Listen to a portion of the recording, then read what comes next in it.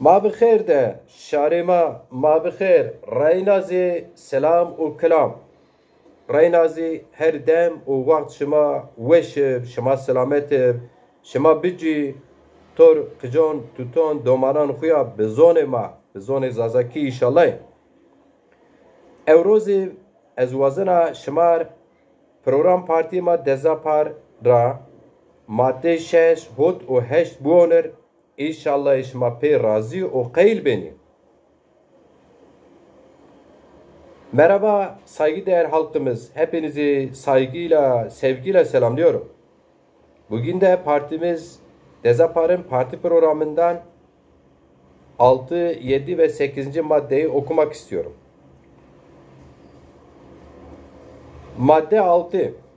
Parti Millet Meclisi'ni bir israf merkezi olmaktan çıkarıp siyasi partiler ve bireyler için %10 baraj sistemi kanun maddesini insan hakları evrensel beyannamesine aykırı bulduğumuzdan %1 seçim barajı olarak değiştirmeyi, Haklar Meclisi'nin oluşması için seçime girmiş bütün siyasi partilerin genel başkanları veya kendi parti organlarının demokratikçe seçim sonucunda alınan kararıyla istedikleri bir kişiyi meclise göndererek milletvekili yaparak Türkiye Büyük Millet Meclisi Haklar Meclisi'nde görüşlerini beyan etmek, insan hakları evrensel beyannamesine uygunluğundan seçim kanun maddelerinin değiştirilmesini taahhüt eder.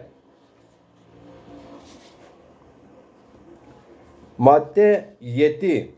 Parti milletvekillerini meclis kürsüsü ve siyaset alanı haricindeki tüm davranışlarından sorumlu tutar ve hiçbir devlet görevlisine dokunmazlık hakkı tanımaz. Madde 8.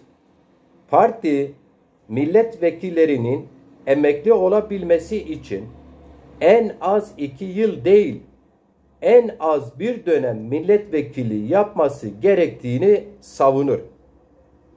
Arz ederim.